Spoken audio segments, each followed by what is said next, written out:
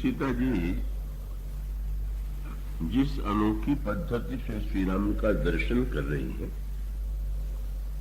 इसमें उसका एक विशेष मधुर चित्र गोस्वामी जी ने प्रस्तुत किया। सखियां श्री राम से विनोद कर रही हैं, उन पर व्यंग्य कर रही हैं और वो एकटक श्री राम की ओर देख रही। किंतु यह देख करके आश्चर्य हुआ कि जनक नंदिनी श्री राम की ओर नहीं देख रही। तो जनक नंदिनी श्री राम को नहीं देख रही है तो उनकी दृष्टि कहां है? तो दिखाई पड़ा कि वे अपने हाथ के मणिकंकण को देख रही। और आश्चर्य, भगवान का दर्शन छोड़ करके आभूषण का दर्शन, इसका अभिप्राय क्या? यूं देवियों को आभूषण में बड़ा प्रेम होता है, आभूषण देखना उन्हें अच्छा भी लगता है, दिखाना भी अच्छा लगता है।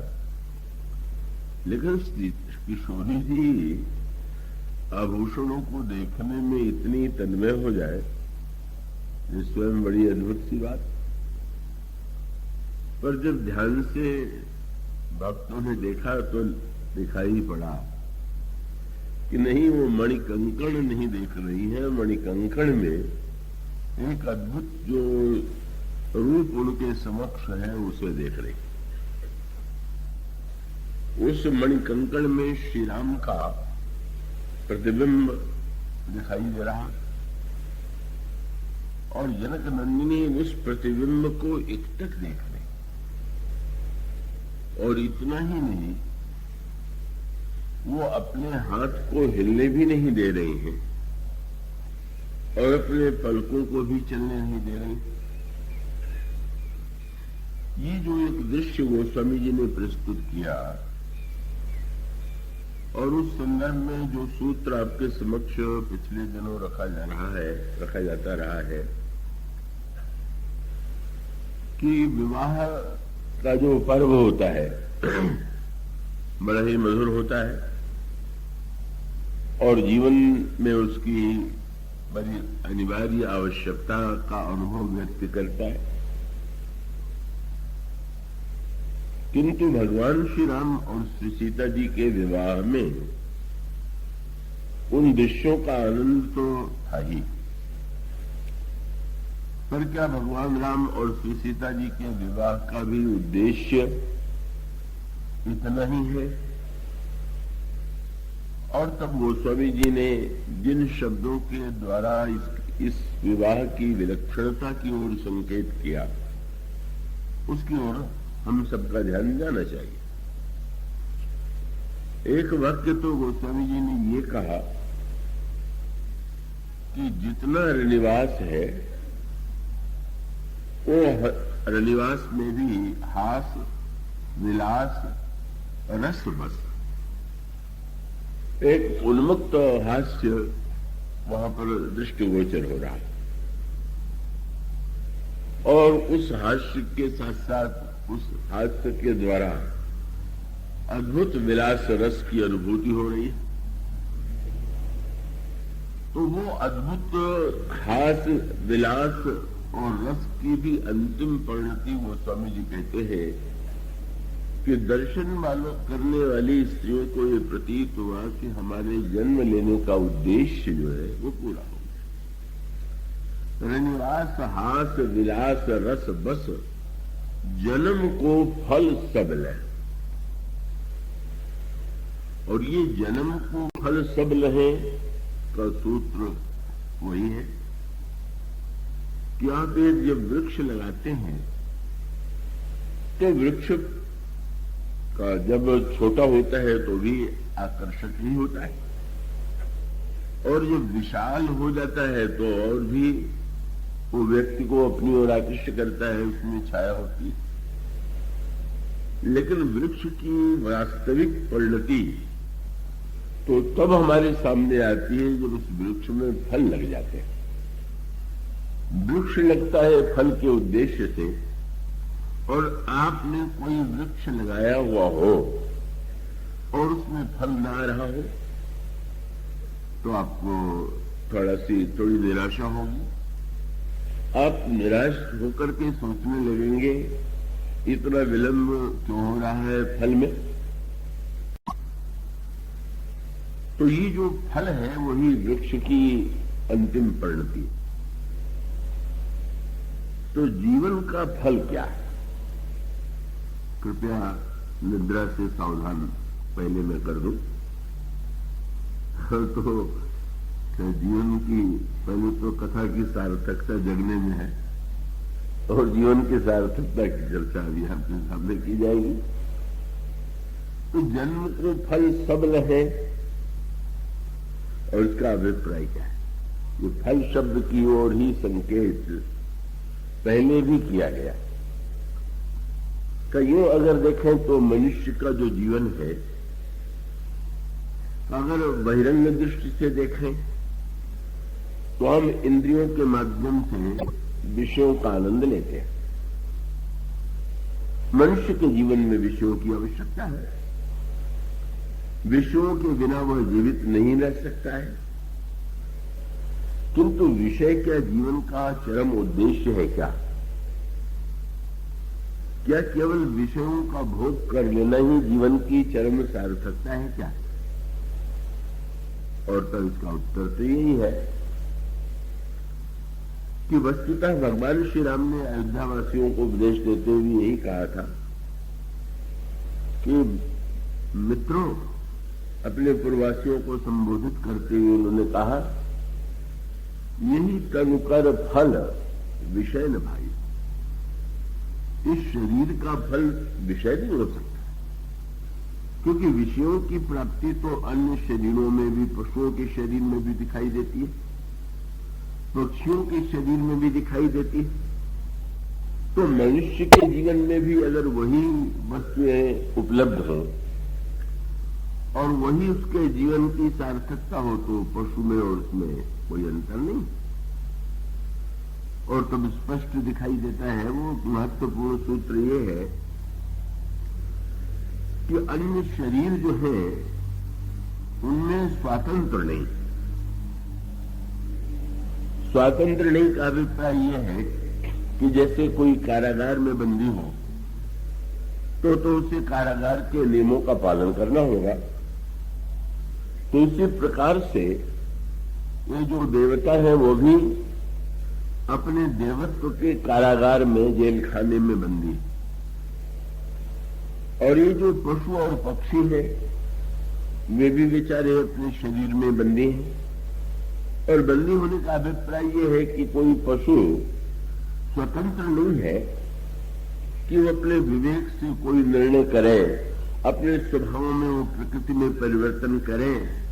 अब अगर सिंह मांसाहारी है तो उसे कोई कितना भी भाषण दे दे कि नहीं, शाकाहार बहुत अच्छा, बड़ा पवित्र है और मांसाहार बहुत बुरा है, और तो उसकी बाध्यता है। तो यूं कह सकते हैं कि जितने अन्य शरीर हैं, तो उन शरीरों में पशु पक्षी आदि में परतंत्रता ही परतंत्र है, और देवता वो बंदी है जरा उच्च श्रेणी में। जेल खाने में भी तो श्रेणियां होती है ना। कई लोग बंदी होते हैं बेचारे साधारण कक्षा में, और कई लोग उच्च कक्षा के बंदी होते हैं जिनको सारी सुख सुविधा प्राप्त होती है। तो ये जो देवता है वह उच्च श्रेणी के बंदी है, किंतु वहां पर भी उन्हें कोई स्वतंत्रता नहीं। स्वर्ग में कोई व्यक्ति विवेक के द्वारा अपने जीवन को धन्य बनाने की कल्पना नहीं कर सकता। कहीं तो माना जाता है कि पुण्य करने पर व्यक्ति स्वर्ग में जाता है, स्वर्ग में पुण्यों का फल भोगता है। तो अब वो देवता भी भोग के लिए ही बाध्य है। किंतु मनुष्य की विलक्षणता ये है कि इसमें स्वतंत्रता और परतंत्रता दोनों का मिश्रण है। मनुष्य के शरीर में कुछ परतंत्रताएं भी हैं और उसके साथ साथ कुछ स्वतंत्रता भी है। और वो स्वतंत्रता ही, स्वतंत्रता तो आपको जीवन में और हम सबको दिखाई देती, काले कर्म स्वभाव गुण घेरा कर करके उस स्वतंत्रता की ओर संकेत किया गया।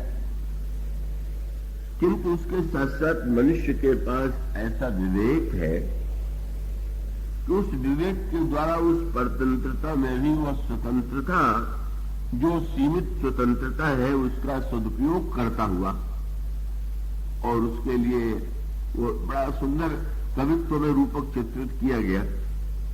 क्या भगवान श्री राम ने ये कहा कि ये जो मनुष्य का शरीर है वो क्या है? उसमें सूत्र आपने पढ़ा, साधन धाम, ये घर है। तो देवताओं का शरीर भी, अगर शरीर घर है तो उनका भी शरीर घर है, पशु पक्षियों का शरीर भी घर ही हुआ। और पूछा गया भाई उनके पास भी शरीर है, उनके पास में, देवताओं के पास तो बहुत बढ़िया शरीर है, तो मनुष्य के शरीर में क्या विशेषता है? तो उसका उत्तर दिया गया कि वो जो शरीर है उसमें कोई द्वार नहीं। अब चारों ओर से जो बंदी हो गया होगा, या तो द्वार न हो या तो द्वार में निरंतर ताला बंद रहे। और इसका अभिप्राय वही जो सूत्र कह रहा था मैं, कि वो निकलने के लिए स्वतंत्र नहीं। लेकिन भगवान राम ने कहा मनुष्य के शरीर की विशेषता ये है कि साधन धाम मोक्ष का द्वारा, उसमें एक मोक्ष का द्वार बना हुआ। उसका अर्थ ये है कि आप और हम अपने विवेक के द्वारा उस परतंत्रता में भी मुक्ति की दिशा में बढ़ सकते हैं, मुक्त हो सकते हैं। तो ये जो मनुष्य के जीवन की सार्थकता है, उसका जो फल है वो केवल विषय तो हो नहीं सकता। तो ऐसी स्थिति में फल क्या है, इसी का संकेत का श्री रामचरितमानस में विवाह प्रसंग में अनेक अनेक रूपों में प्रस्तुत किया गया है। उसे आपके सामने रखने की चेष्टा की जाएगी। पर आप पर निर्भर है कि आप परतंत्र हैं कि स्वतंत्र हो कि सुन रहे हैं। अगर आप निद्रा में हो तो निद्रा परतंत्र है, आप निद्रा पर विजय प्राप्त नहीं कर पा रहे हैं। और अगर आप सदुपयोग कर रहे हो कि नहीं नींद कैसे आएगी, तो आप स्वतंत्र भी हैं। और इसलिए आपको एक सूत्र मिलेगा। विवाह प्रसंग में विषयों का कितना सुंदर वर्णन, क्या नहीं है वहां पर, कैसा सुंदर रूप है, कैसे रस है, कैसी चारों ओर सुगंध है, और उसके साथ साथ कैसे स्वादिष्ट भोजन के स्वाद का, विविध प्रकार के भोजन के स्वाद का वर्णन किया गया, और कैसा परस्पर आलिंगन है, मिलन है, स्पर्श है, सब है।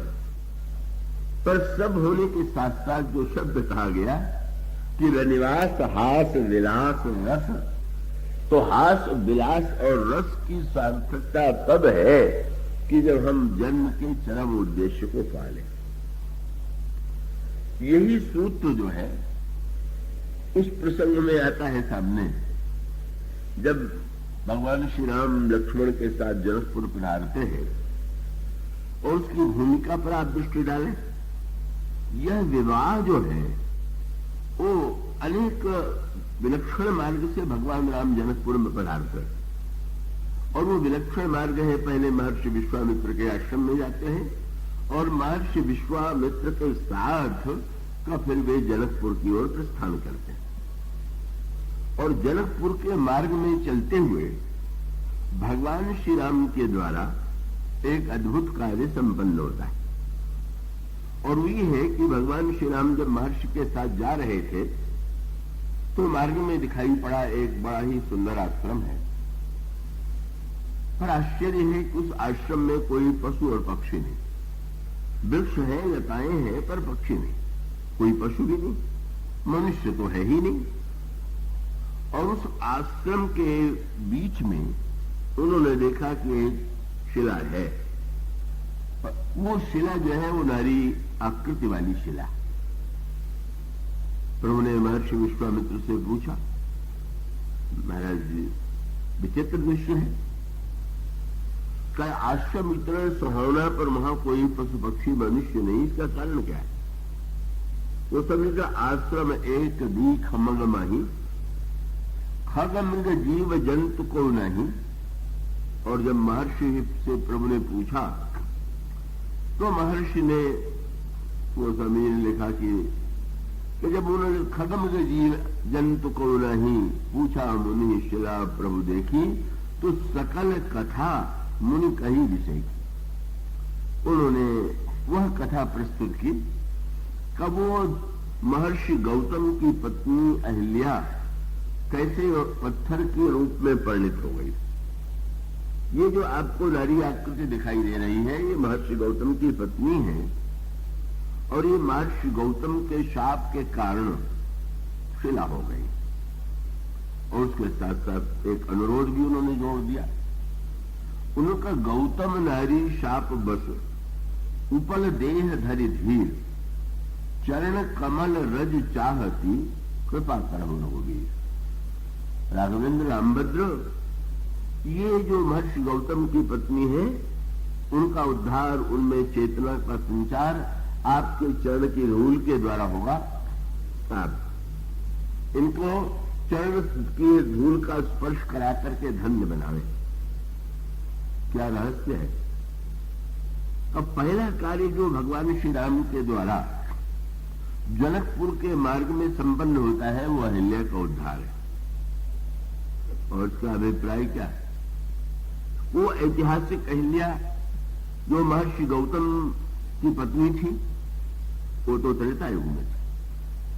पर गोस्वामी जी विनय पत्रिका में प्रभु से कहते हैं कि प्रभु मैंने सुना है कि आपने त्रेता युग में अहिल्या का उद्धार किया था।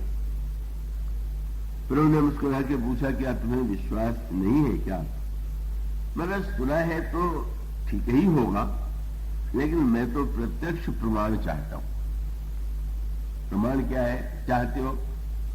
मेरे पास भी एक शिला है, और उस शिला को अगर आप चेतन बना दें तो मैं समझूंगा कि ये जो सुना है वो सही। और उस शिला को अगर आप चैतन्य नहीं बनाते हैं तो मैं तो ये सोचूंगा कि कह दिया गया पर ये सत्य नहीं। फिर उन्होंने पूछा वो शिला कौन सी है। मानो वो शिला जो है वो हम सबके जीवन में है। गोस्वामी जी ने उस शिला को देख लिया और हम लोग तो उसी शिला की ही पूजा कर रहे हैं। और वो शिला कौन। गोस्वामी जी विनय पत्रिका में कहते हैं, सहस शिलाहूते जड़मति भई। महाराज ये हमारी बुद्धि जो है वो हजारों अहिल्याओं से भी अधिक जड़ हो गई। और इसका अभिप्राय क्या। जो सूत्र कल आपके सामने रखा जा रहा था, भगवान शंकर ने कहा विचार करो, हृदय विचारो। और इसका अभिप्राय है कि जीवन में सबसे पहले बुद्धि की जड़ता दूर होनी चाहिए। और यह बुद्धि की जो जड़ता है, व्यक्ति कह सकता है कि हमारी बुद्धि तो जड़ नहीं है, पर गहराई से अगर वह विचार करके देखेगा तो उसको बुद्धि की जड़ता दिखाई देगी। और जब गोस्वामी जी ने कहा कि हजारों अहिल्या की अपेक्षा जड़ता है, तो उसका अभिप्राय यह है कि सबसे बड़ी समस्या जो मनुष्य के जीवन में है, भगवान ने बुद्धि दिया, पर वो बुद्धि जड़ हो गई। उस बुद्धि में चेतना नहीं रह गई, बुद्धि में स्वयं निर्णय करने का अधिकार नहीं रह गया, और वो बुद्धि जड़ होकर के एक स्थान पर पड़ी हुई। और ये अहिल्या जड़ जो हुई उसकी कथा आप जानते हैं। महर्षि गौतम की पत्नी अहिल्या परम सुंदरी, अद्वितीय विश्व में सुंदरी। और इंद्र ने जब उस अहिल्या को प्रारंभ में देखा तो इंद्र को यही लगा कि ब्रह्मा इस दिव्य सुंदरी को मुझे ही देंगे, क्योंकि वो स्वर्ग के अधिपति हैं, वहां अप्सराएं निवास करती हैं। इसलिए उनको यह विश्वास था कि अहिल्या का विवाह क्या स्वर्ग में अहिल्या भी शोभा प्राप्त करेगी। पर ब्रह्मा ने अद्भुत कार्य किया।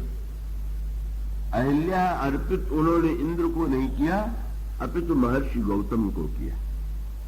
और वही सूत्र है का एक और इंद्र गौतम है जो त्याग में है, तपस्या में, और दूसरी ओर इंद्र है जो भोग में है।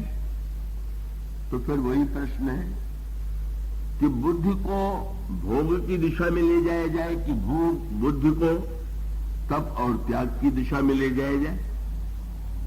तो वो बुद्धि के द्वारा हम नाना प्रकार के भोगों को प्राप्त करने के लिए ही तो प्रयत्न करते हैं। सारी बुद्धिमत्ता इसी में तो लग जाती है कि हमें अधिक से अधिक भोग सुख की प्राप्ति कैसे। तो इसका अभिप्राय है कि ब्रह्मा जो सृष्टि के रचयिता है, जो विवेक के देवता है, वे संकेत करते हैं कि नहीं भाई, बुद्धि का चरम फल ये नहीं हो सकता है। बुद्धि का जो चरम फल है कि वो मनुष्य के जीवन में भोग के साथ जो त्याग की वृत्ति को उन्होंने जोड़ दिया। आप जीवन की प्रत्येक क्रिया को देखिए, अगर किसी वस्तु के लेने के साथ साथ देने की वृत्ति न हो तो हम आप जीवित ही नहीं रह सकते।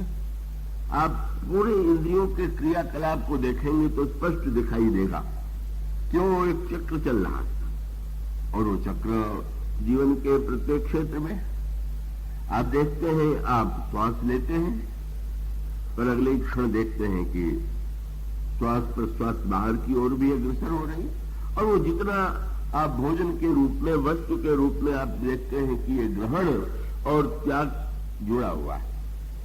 और उसका मूल अभिप्राय ये हुआ कि त्याग करना कोई ये नहीं कि त्याग किसी व्यक्ति ने कर दिया तो बहुत बड़ी बात कर दिया।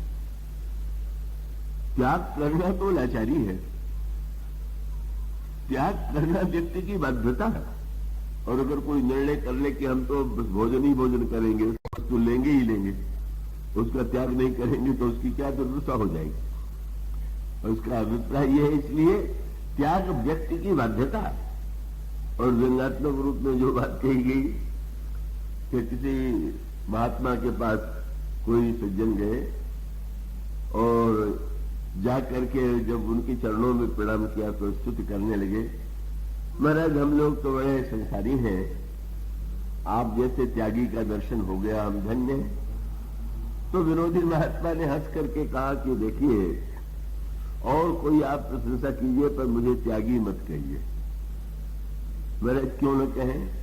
उन्होंने कहा त्यागी तो आप हैं। क्या? बोले आप, मैंने क्या त्याग किया? अगर ईश्वर को पाने के लिए मैंने संसार के विषयों का त्याग कर दिया तो हम तो पक्के स्वार्थी हैं। त्यागी तो आप है कि आपने संसार को पकड़ के भगवान का ही त्याग कर दिया। तो उसका व्यंग्यात्मक अभिप्राय ये है कि त्याग जो है वो तो प्रकृतितः यही सत्य है जी। और जो ये कहा गया कि त्यागा शांति रणंतरम, तो आप इसका अनुसरण नहीं करेंगे, सांस जरा तो रोकिए, बस छटपटाने लगेंगे। जब सांस आप छोड़ेंगे तो ही आप चैतन्य रहेंगे। हर क्रिया के साथ यही सत्य जुड़ा हुआ। तो अगर व्यक्ति देखे तो मानो प्रकृति की बाध्यता है, सर्वत्र यही बाध्यता है कि व्यक्ति केवल ग्रहण न करे, त्याग करे। और वो शरीर में भी रोग होता है, तब होता है जब केवल ग्रहण ही ग्रहण होता है। और संसार की वस्तुओं में भी समस्या तब उत्पन्न होती है, कोई व्यक्ति धन एकत्र करे और धन एकत्र करता ही जाए तो उसे वो न देने का निर्णय कर ले तो बस देने के लिए तो इतने उपाय हैं, देने ही पड़ेंगे। आप सत्ता को दीजिए, जो अन्य ग्रह मांगने वाले हैं उनको प्रसन्न कीजिए, क्योंकि आपको अपनी सुरक्षा के लिए उनको देना ये परम आवश्यक। और ये जो अनिवार्यता है, इसलिए मानो विवेक का फल जो है का वो ग्रहण नहीं हो सकता है, उसका अंतिम फल ग्रहण के बाद त्याग। इसी बात का बार बार संकेत किया गया कि जब श्री भरत ने से ये कहा गया कि अयोध्या का राज्य आप स्वीकार कर लीजिए क्योंकि ये धर्म है, और ये कहा गया कि धर्म इसलिए है कि अगर श्री राम पिता की आज्ञा को धर्म न मानते होते तो बन क्यों जाते। तब जब उन्होंने पिता की आज्ञा को धर्म मान लिया तो क्या आप पिता की आज्ञा को धर्म नहीं मानेंगे? भगवान राम ने जो धर्म की व्याख्या की आप वो नहीं करेंगे? श्री भरत ने कहा कि नहीं। क्यों? बोले भगवान श्री राम ने धर्म का जो अर्थ ग्रहण किया उस आज्ञा में वही अर्थ है और उसे प्रभु ने स्वीकार कर दिया, और आप लोग जो आज्ञा दे रहे हैं उस आज्ञा में ठीक उल्टी आज्ञा है। क्या? तो श्री राम को राज्य त्याग की आज्ञा दी गई, तो प्रभु ने मानो यही कहा कि सबसे बड़ा धर्म तो त्याग ही है, और अगर त्याग की आज्ञा दी जा रही है तो उससे बढ़कर के तो कोई धर्म का पालन नहीं होगा। सर भरत जी ने कहा कि अगर आप लोग मुझसे भी कहते कि ये वस्तु छोड़ दीजिए तो पकड़ने रहने पकड़, शास्त्र का उद्देश्य व्यक्ति को यह बताना है क्या कि तुम ले लो, ले लो, ये को सिखाना पड़ता। वो तो बच्चे से लेकर के बड़े तक सब सीखे हुए हैं, ले लो। लेकिन वो लेने के साथ साथ अगर वो देने की वृत्ति नहीं होगी, भारत का अभिप्राय था कि आज्ञा का मूल तत्व यह है कि आप लोग भोग के माध्यम से धर्म की व्याख्या कर रहे हैं। राज्य ले लेना, सिंहासन पर बैठ जाना, भोगों को भोगना ही धर्म है, पर प्रभु ने तो उस आज्ञा को नहीं स्वीकार किया। प्रभु ने तो त्यागमयी आज्ञा को स्वीकार किया। यही है धर्म के तत्व का सच्चा ज्ञान। तो मनुष्य की प्रकृति में जो ये विपरीतता है उसका मानो संकेत ये है कि विवेक के देवता सृष्टि के रचयिता ब्रह्मा ये कहते हैं कि अहिल्या का विवाह तो गौतम से ही किया जाना चाहिए, और वो परम धार्मिक है, तपस्वी है, और वो उनका जीवन त्यागमय है। किंतु समस्या तब उत्पन्न हुई जब इंद्र के मन में बड़ी ईर्ष्या हुई, बड़ा बुरा लगा कि मुझे जो सुंदरी मिलनी चाहिए थी उसको देख दिया गया एक ऐसे व्यक्ति को जो वन में रह करके कुटिया में रहता है, और तब उसने छल का संकल्प किया। बस यहीं पर वो सूत्र आ गया, और वो सूत्र क्या है कि इतनी अप्सराएं हैं, भोग जीवन का लक्ष्य क्यों नहीं हो सकता? क्योंकि उसका एकमात्र कारण यह है कि अगर आप इस शरीर से भोग भोगे और निरंतर भोगे तो आप परिणाम भी देख लीजिए। आप भोजन में अतिरेक कीजिए, किसी विषय में अतिरेक कीजिए, रोग और कष्ट जो है वो घेरे बिना नहीं रहेगा। और अगर हम देवता भी बन जाए तो देवताओं को तो रोग नहीं होता, पर रोग न होने पर भी तो ये सत्य सामने आ गया कि इतनी सुंदरी अप्सराएं वहां पर विद्यमान है, पर इतना होते हुए भी तो उसको संतोष नहीं। मनोभोग की समस्या यह है कि या तो मनुष्य भोगे तो संकट में पड़े, और या मनुष्य अगर भोग के निरंतर भोग में लगा रहे तो भी उसको जीवन में तृप्ति का अनुभव कभी नहीं होगा। कितनी मनोवृत्ति का पतन है इंद्र के। उसने वेश बनाया साधु का, और वो साधु माने गौतम का वेश बना लिया। मानो फिर वही संकेत है। यहां पर रावण और इंद्र एक स्तर में आ गए। रावण भी का लंका में इतनी सुंदरियां हैं, देव यक्ष गंधर्व नर किन्नर राजकुमार, जीत वरी निज बाहुबल भर सुंदरी बहुनारी। फिर भी रावण सीता जी के सौंदर्य का वर्णन शूर्पणखा से सुनता है, और उसके मन में उन्हें पाने की लालसा जागृत होती है, और जागृत होती है तो वो भी साधु का वेश बनाता है। और इंद्र के मन में भी अप्सराओं के होते हुए भी अगर अहिल्या को प्राप्त करने की इच्छा होती है तो साधु का वेश बनाता है। क्यों? बोले भोगी को भी पता यह है कि त्यागी दिखलाने पर जितना भोग मिलता है, भोगी बनने पर उतना भोग नहीं मिलता। माने इसका अर्थ है कि पूजा तो लोग त्याग की करते हैं। आप कह दीजिए कि मैं लेता हूं तो आपको लोग थोड़ा देंगे, आप कह दीजिए मैं तो कुछ नहीं लेता तो देने वालों की ऐसी भीड़ लगेगी।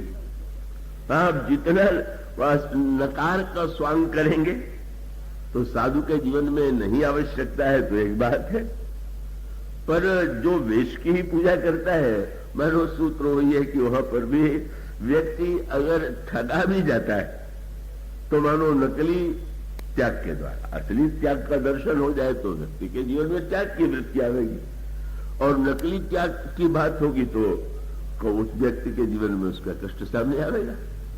कैसे भी विचित्र विडंबना है। मैंने महान पुण्यात्मा इंद्र और पाप युक्त जीवन व्यतीत करने वाला रावण मानो भोग की लालसा दोनों में समान, और भोग की लालसा को पूरे करने के लिए वो सब कुछ करने के लिए प्रस्तुत है, चाहे वो इंद्र हो और चाहे वो रावण। इसलिए तो बड़ी मीठी कथा आती है। किसी सूर्यवंश में ये भगवान श्री राम के पिता महाराज दशरथ जी के पिता अज के पिता रघु, और रघु के पिता थे महाप्रतापी दिलीप। दिलीप ने शास्त्रों में ये सुना पढ़ा कि 100 अश्वमेध यज्ञ करने वाले को इंद्र पद प्राप्त होता है, और उन्होंने संकल्प ले लिया।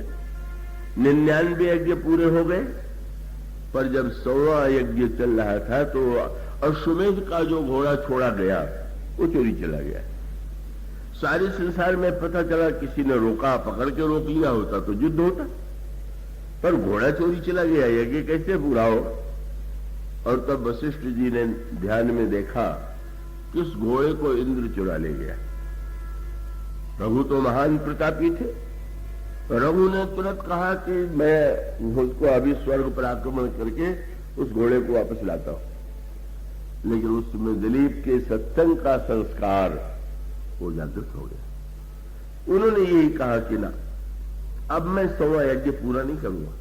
आश्चर्य हुआ, महाराज एक ही यज्ञ बाकी है और वो भी पूरा हो सकता है, और आप क्यों नहीं पूरा करना चाहते। तो दिलीप ने कहा कि अब क्या मेरे मन में इच्छा है, जब मैंने देखा कि 100 अश्वमेध करके इंद्र बनने वाले की भी चोरी करने की आदत नहीं गई, तो अब वो मैं इंद्र बन जाऊंगा तो वही तो बनूंगा। इसका अभिप्राय ये है कि ये लालसा जो भोग की और धन की है, इन दोनों की लालसा जब तीव्र होती है तो मनुष्य उसी स्थिति में पहुंच जाता है। अंतर है, रावण और इंद्र एक ही स्तर में यहां तक दिखाई देते हैं, पर आगे भिन्नता, उस भिन्नता की ओर भी यहां पर संकेत। तो ये मानो ये संघर्ष तो समाज में निरंतर चलता रहता है। मनुष्य में भोग की लालसा स्वभाव से ही होती है, और दूसरी ओर उसको नियंत्रण करना उसकी बाध्यता है, करना ही चाहिए उसको। और ऐसी स्थिति में का इंद्र के मन में जब वो स्वर्ग के सौंदर्य से भी उसकी लालसा पूरी नहीं हुई, तो वहां घोड़ा चोरा ले जाना और यहां पर गौतम का वेश बना लिया। और गौतम का वेश बनाने के आने के पहले आश्रम में महर्षि गौतम नित्य प्रातः काल ब्रह्म मुहूर्त में स्नान करने जाते हैं। उनको लगा कि प्रातः काल का प्रकाश हल्का हल्का हो रहा है, भ्रांति, इसको भ्रम कहते हैं। कभी कभी भ्रम हो जाता है, प्रकाश न होते भी प्रकाश का। स्नान करने चले गए और तब गौतम का वेश इंद्र ने बनाया और वो अहिल्या चली गई। अहिल्या चली जाती है और वहां महर्षि को नदी के किनारे जाकर के ज्ञात हो जाता है कि ये हमको भ्रम में डाला गया। लौट करके आते और तब उनको अहिल्या और कुटिया में उन्हीं का वेश बनाए हुए इंद्र निकलता हुआ दिखाई देता है। सारी बातों का ज्ञान उन्हें हो जाता है ध्यान से, और वो तब दोनों को शाप दे देते। और शाप यह था, अहिल्या से उन्होंने कहा तुम पत्थर हो जाओ, और इंद्र से कहा कि तुम्हारे शरीर में 1000 छिद्र हो जाए। अब मूलतः जो इंद्र और रावण में अंतर है, वो अंतर यहां दिखाई देता है। अगर कोई कह सकता है कि बुरे व्यक्ति में भी अगर ऐसी बुराई हो और अच्छे व्यक्तियों में भी ऐसी बुराई दिखाई दे, तो दोनों में क्या अंतर है? अंतर है। और अंतर यह है कि आंधी आई और आंधी आने पर एक आंख वाले के आंख में धूल गई, दिखाई देना बंद हो गया। एक अंधे के आंख में धूल भर गई, आंधी चली गई। पानी से दोनों ने आंख धो ली, तो जो आंख वाला था धूल जाने पर उसको दिखाई देने लगा। पर बेचारे अंधे को तो कितना भी धोए उसको तो नहीं ही दिखाई देना। माने अंतर यह है कि रावण को जीवन में कभी भी अनुभव नहीं हुआ कि मैंने कोई बुरा किया। निरंतर यही समर्थन करता रहा कि इस कार्य को करके मैंने कोई अनुचित नहीं किया। कुछ भी बुरा नहीं किया। और इंद्र के जीवन में यह अंतर अवश्य है। इंद्र जब वो वासना की आदि समाप्त हो गई तो उसको लगने लगा कि मुझसे बड़ी भूल हो गई और मैंने क्या कर डाला। और तब जो बड़े महत्व का सूत्र है, इसका अभिप्राय ये है, बुराई होने पर बुराई का समर्थन करने लगना, ये मानो मनुष्य को निशाचरी वृत्ति की दिशा में ले जाने वाला। और बुराई हो जाने के बाद हमको अपनी बुराई का भान हो जाए तो मानो हम सही दिशा में, सुधरने की दिशा में बढ़ रहे। तो ये अंतर तो निश्चित रूप से इंद्र और रावण में है ही, पर उसका सूत्र क्या है? मानो विषय जड़ है और व्यक्ति चेतन, ये तो स्पष्ट ही। कैसी विचित्र बात है कि व्यक्ति ये मान ले कि हमारा जो आनंद है वो जड़ में हो, चेतन जड़ में आनंद की खोज करें, ये मानो उसकी जड़ता। यही बुद्धि का पत्थर हो जाना है। हम ये मानते हैं कि ये वस्तु हमको नहीं मिलेगी तो हमें आनंद आएगा जी। कोहबर में भगवान श्री राम का स्वरूप है, जिसके लिए गोस्वामी जी ने 2 सूत्र दिए। कोहबर में तो जितनी बातें वर से कही जाती हैं और वर के द्वारा जो उत्तर दिया जाता है वो कोई दार्शनिक विश्लेषण तो होता नहीं का, वो तो एक प्रकार का कौतुक होता है, व्यंग होता है, विनोद होता है। और यहां पर भी उसका पालन किया गया। और उसमें एक अंतर है,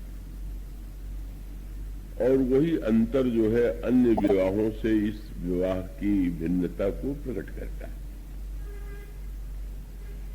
अन्य विवाहों में कौतुक होता है, विनोद होता है, पर विनोद के पश्चात जो प्रमोद होना चाहिए, कौतुक, विनोद, प्रमोद। कौतुक जो है वो एक किसी क्रिया के द्वारा भी आप कौतुक की सृष्टि कर सकते हैं, किसी वस्तु के द्वारा भी कर सकते हैं, किसी वाक्य के द्वारा भी कर सकते हैं, पर कौतुक का उद्देश्य होता है विनोद। तो आनंद की वृत्ति जो है वो मन में व्यक्ति के जागृत हो, पर वो जब विनोद जो है का उसके पश्चात की जो स्थिति है उसका बड़ा महत्व है। और इसका अभिप्राय है कि कभी कभी देखा जाता है कि विनोद में ही लोग झगड़ पड़ते हैं, बुरा मान जाते हैं और वो बात बड़ी कष्टकारी बन जाती है, वह विनोद की जो शैली है। और यदि किसी को विनोद में आनंद भी आया तो अभी विनोद में आनंद आया, लेकिन बाद में वो व्यक्ति जहां का तहां पहुंच गया, जैसी मनस्थिति पहले थी उसी की दिशा में चला गया। तो वस्तुतः इस विवाह की विशेषता ये है कि कौतुक और विनोद का आनंद तो है ही, पर वो विनोद जो है, प्रमोद जो है, इस प्रमोद शब्द में मानो प्रकर्ष रूप से उस भावना का जहां पर मोद की वृत्ति जो है का वो व्यक्ति के अंतःकरण में जागृत होती है।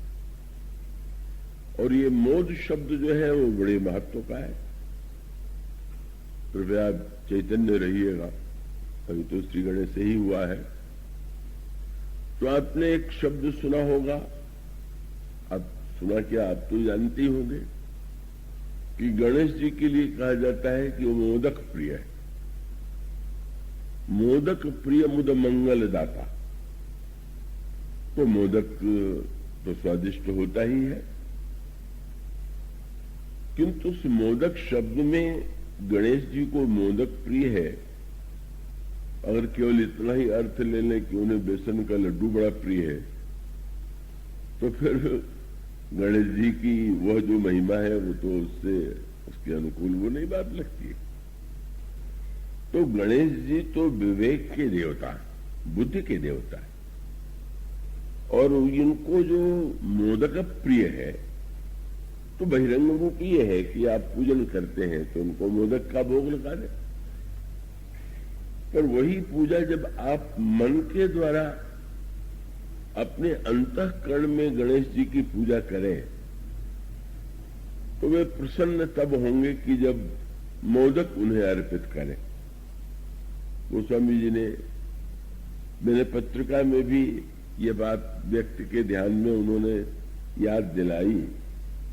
वो कहते हैं, ऐसी आरती करहि राम रघुवीर की एमन रेमन।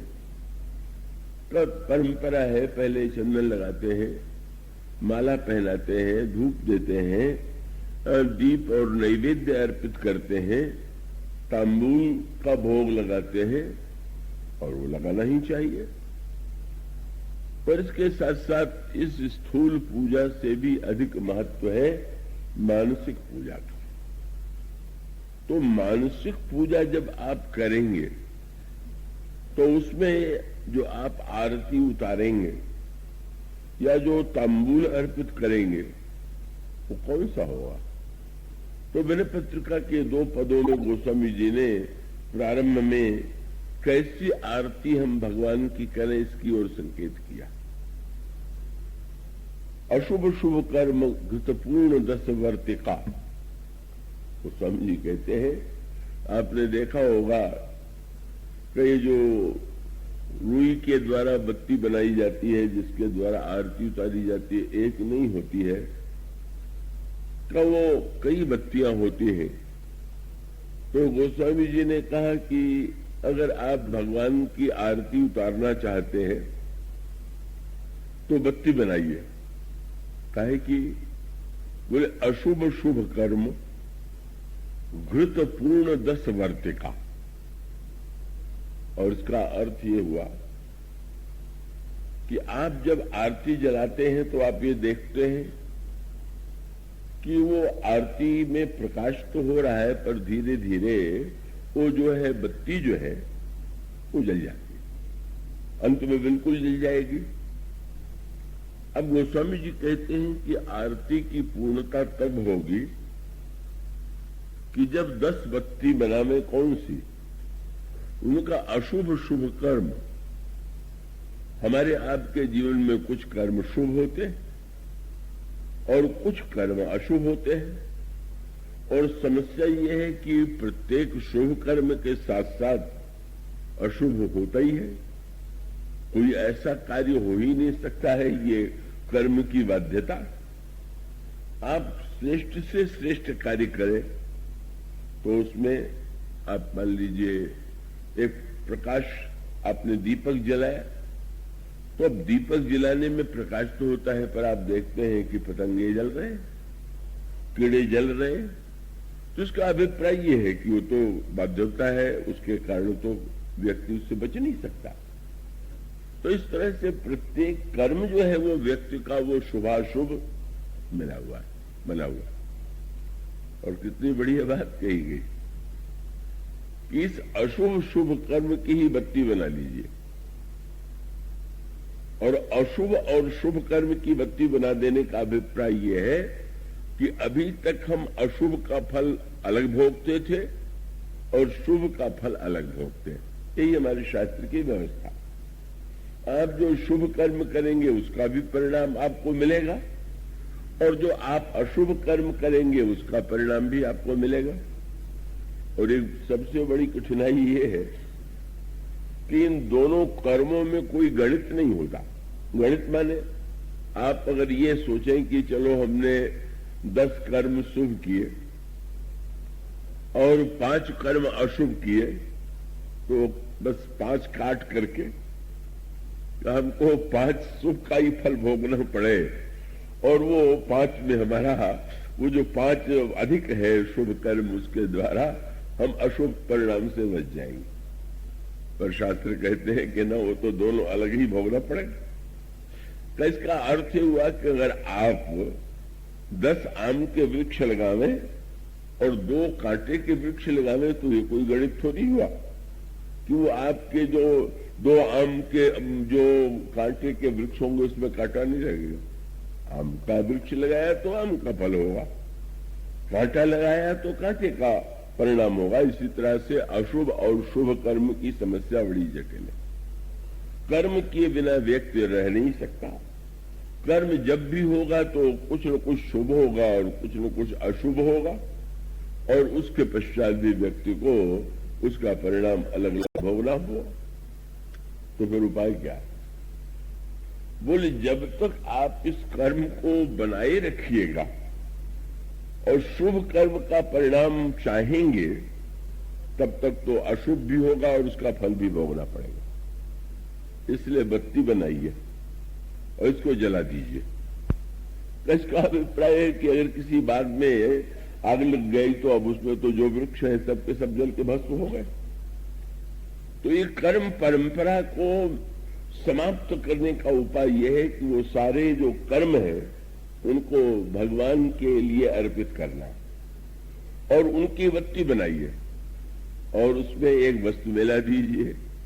क्या? और उसमें घी, और घी माने संस्कृत में घी तेल को स्नेह कहते हैं।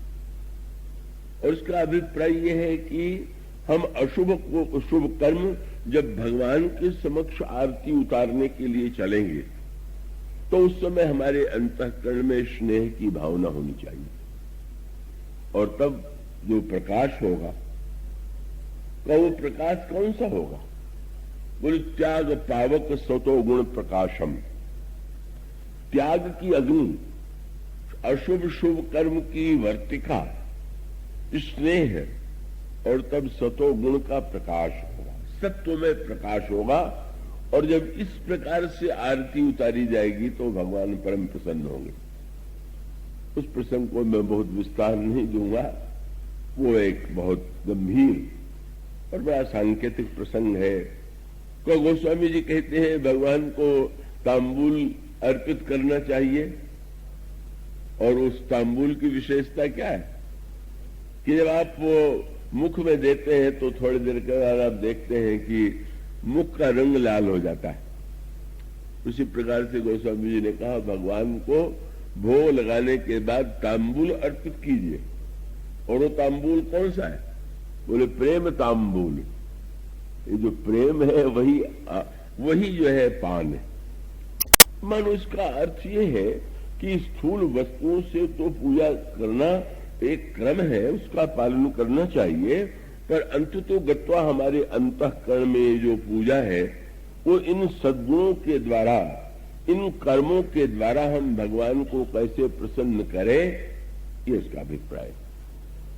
तो गणेश जी की पूजा में भी गणेश जी को जो वस्तुएं प्रिय हैं, अगर आप केवल मोद की वृत्ति का मोदक के रूप में तो अर्पित कर दें, पर विवेक के देवता गणेश को जो मोदक प्रिय है वह तो दूसरा है।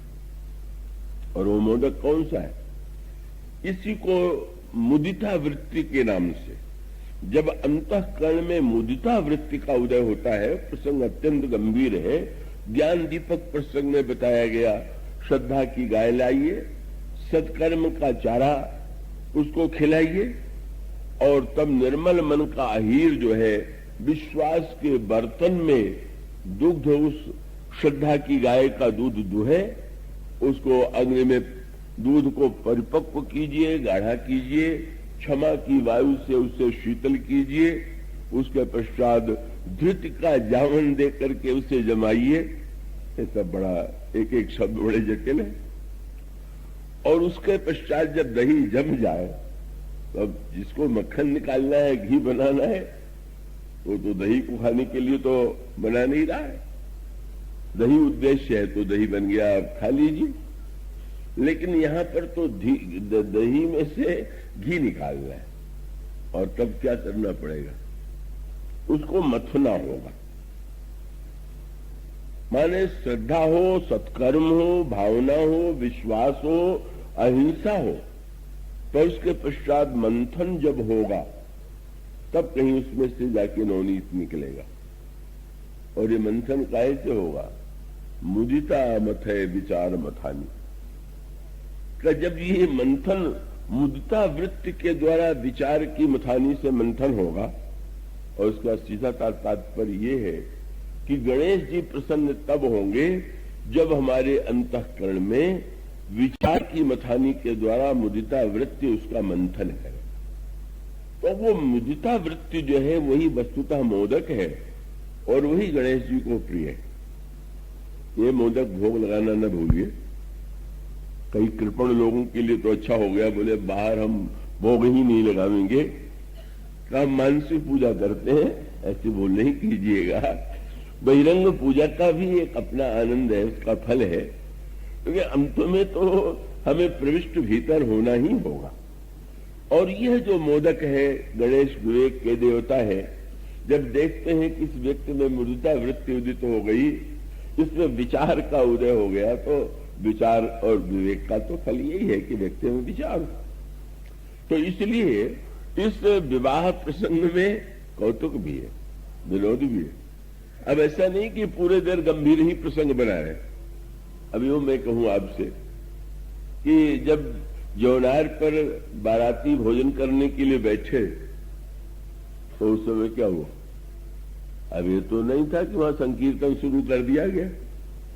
भगवान नाम की बड़ी महिमा है तो फिर हरे राम राम राम हरे हरे ऐसा किया गया क्या? ये कोई बहुत बड़ी भक्ति है क्या कि आप बिना सोचे समझे? इसलिए गोस्वामी जी ने कहा गाली गाई गई। तो गाली गाई कहा गाई गई, मैंने वैसे तो गाली जो है वो बहुत ही एक अतिष्ट सी भाषा है और वशिष्ठ भाषा, पर गोस्वामी जी एक सूत्र दे देते हैं और वो सूत्र यही है, एक शब्द उन्होंने लिखा। अब इतने उच्च कोटि के अतिथि आए हुए हैं, साक्षात ईश्वर को जन्म देने वाले महाराज श्री दशरथ आए हुए हैं, राजकुमार है, उनको भोजन कराया जा रहा है और स्त्रियां गाली दे रही। अब गाली दे रही हैं तो गोस्वामी जी तुरंत कह देते हैं एक वाक्य के द्वारा, समय सुहावन गाड़ी विराजा। हर वस्तु का एक समय होता है। उसका अभिप्राय यह है कि विनोद के समय विनोद ही होना चाहिए। अब अगर आप दर्शन शास्त्र ही शुरू कर दें, कई लोग मुझसे कहते हैं बारात आई हुई है, कुछ कथा हो जाए। मैंने कहा ये कथा का अवसर है क्या? का वस्तुतः है वे सोचे समझे, कथा एक अलग वस्तु है, उसके आनंद लेने का अलग एक अवसर होता है। पर उसका अर्थ ये तो नहीं हुआ कि हर समय सत्य भी अगर समय के प्रतिकूल हो और वो व्यक्ति के जिस व्यक्ति के द्वारा जो कहा जाना चाहिए न कहा जाए तो बिल्कुल उल्टा।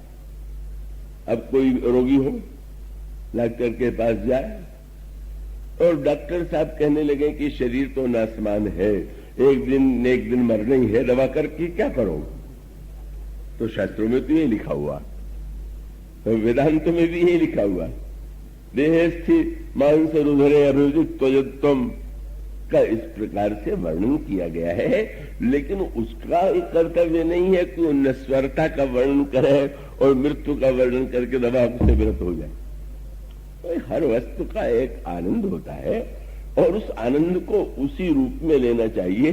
कई लोग ये बिना सोचे समझे का हर वस्तु का अतिरेक कर देते। तो गोस्वामी जी ने सूत्र दे दिया कि भाई समय सुहावन गारी विराजा।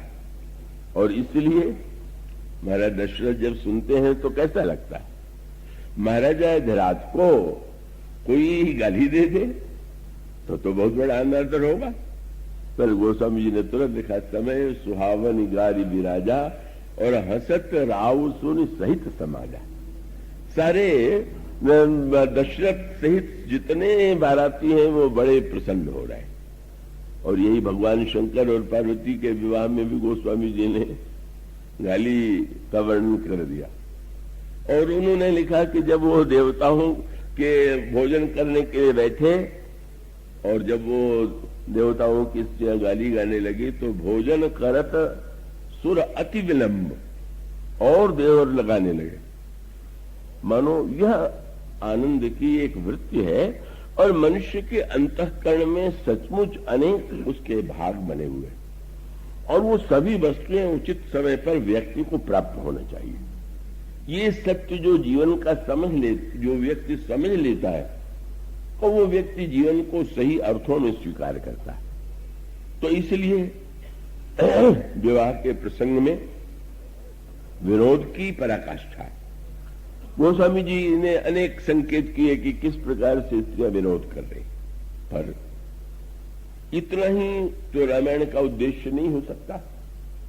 और इसका अभिप्राय यह है कि विनोद का आनंद तो लें, लेकिन जब हम भगवान राम और सीता जी के विवाह पर विचार करें तो प्रमोद आया कि नहीं, और इसका अभिप्राय हुआ कि मंथन हुआ कि नहीं, मुदिता वृत्ति के द्वारा विचार किया कि नहीं कि ये विवाह क्या है, इस विवाह का क्या उद्देश्य है।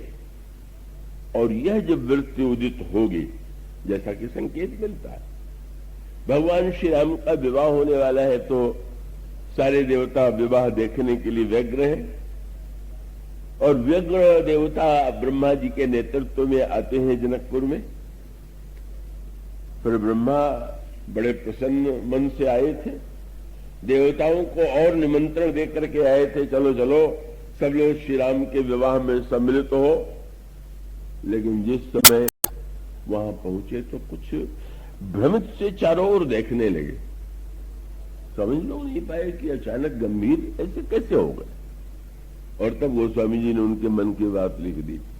क्या बोले, जो ही ब्रह्मा ने देखा तो विधि भयउ आश्चर्य विसेखी, निज करनी कछु कतहु न देखी।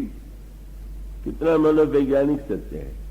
देखिए ना, कई बार आयोजन व्यक्ति करता है, अच्छे कार्य करता है, वे अच्छे कार्यों में भी मनुष्य के स्वभाव में एक अंतर पाया जाता है।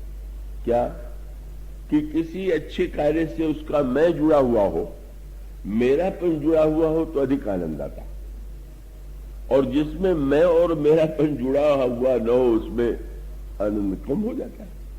और उससे भी बढ़कर के मैंने तो ऐसा दृश्य देखा बहुत वर्ष पहले, जब मेरी थोड़ी ही छोटी ही अवस्था थी, बलिया में आयोजन हुआ और एक सज्जन प्रभावित हुए और उन्होंने आकर के निवेदन किया कि प्रवचन का आयोजन मैं करना चाहता हूं।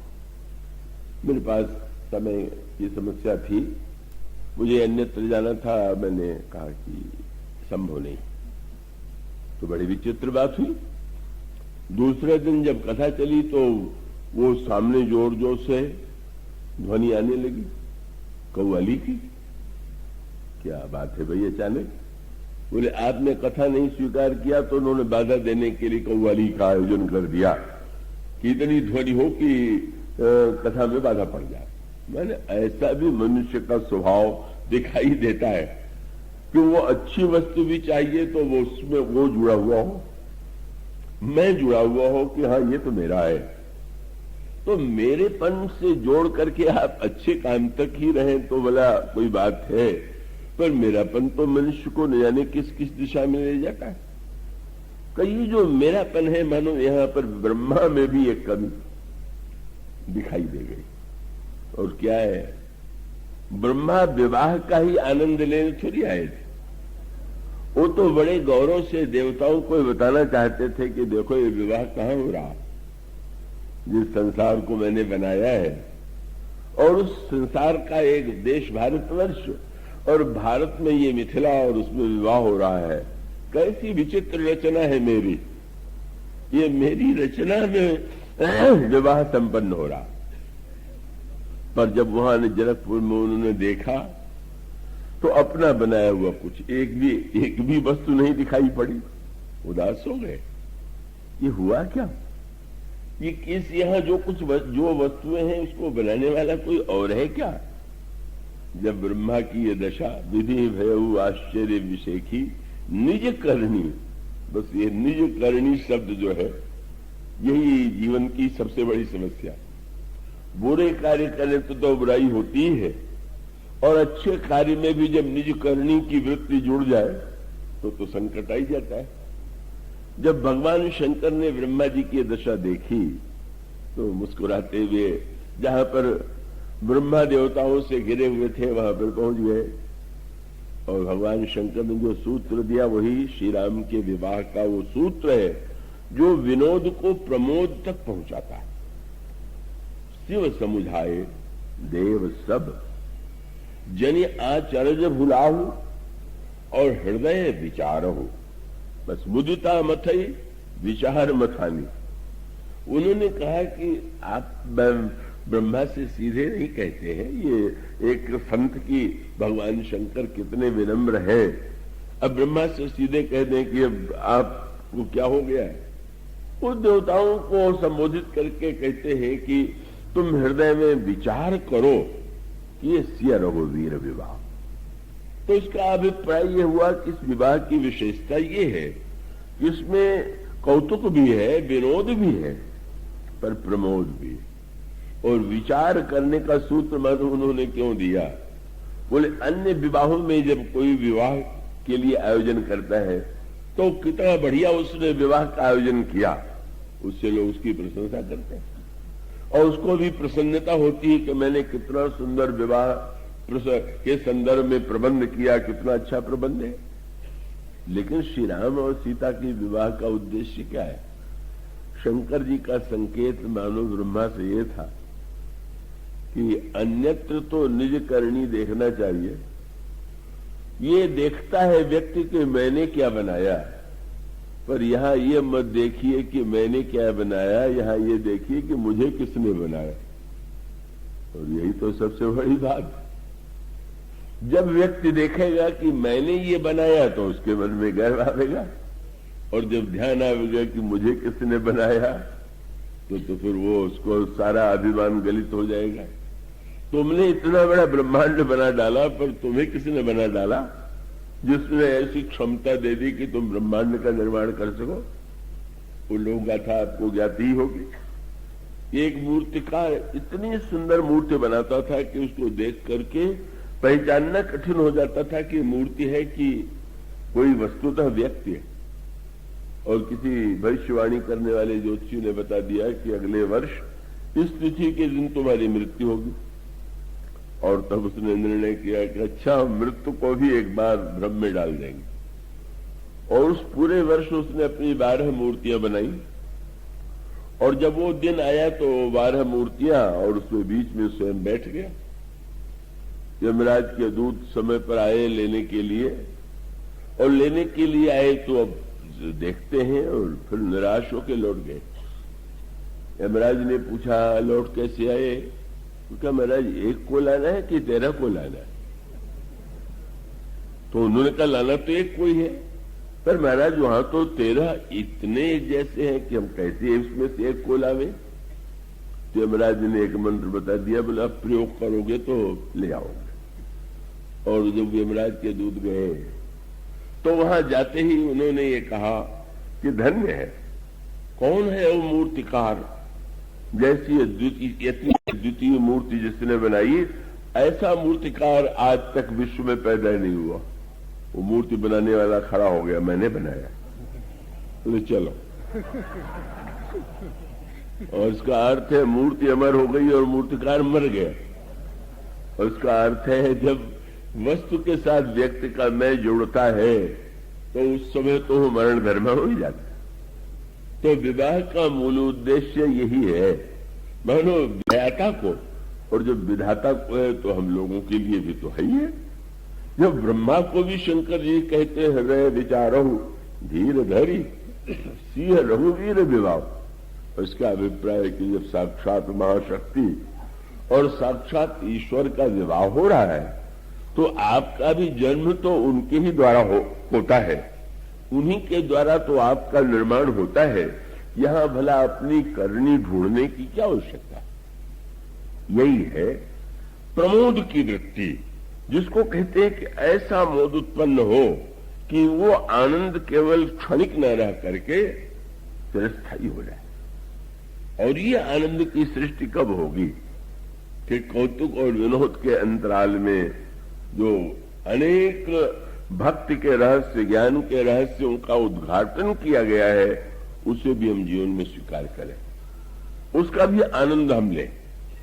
और इसीलिए आप देखेंगे कि ये जो विवाह का पूरा प्रसंग है वो कौतुक विनोद के साथ साथ प्रमोद, और उस प्रमोद का परिणाम अंत में क्या होगा, बस यही जीवन का क्रम। श्री राम और सीता के विवाह में पहले कौतुक, फिर विनोद, फिर प्रमोद, और प्रमोद के बाद कौतुक विनोद प्रमोद प्रेम। जब विचार के द्वारा हम आलोड़न करेंगे, मंथन करेंगे, तो अंत में भगवान का मंगलमय मधुर प्रेम हमारे जीवन में उदित हो जाएगा। और जब प्रेम का उदय हो जाएगा तो हमारा जीवन धन्य हो जाएगा, पूर्ण हो जाएगा।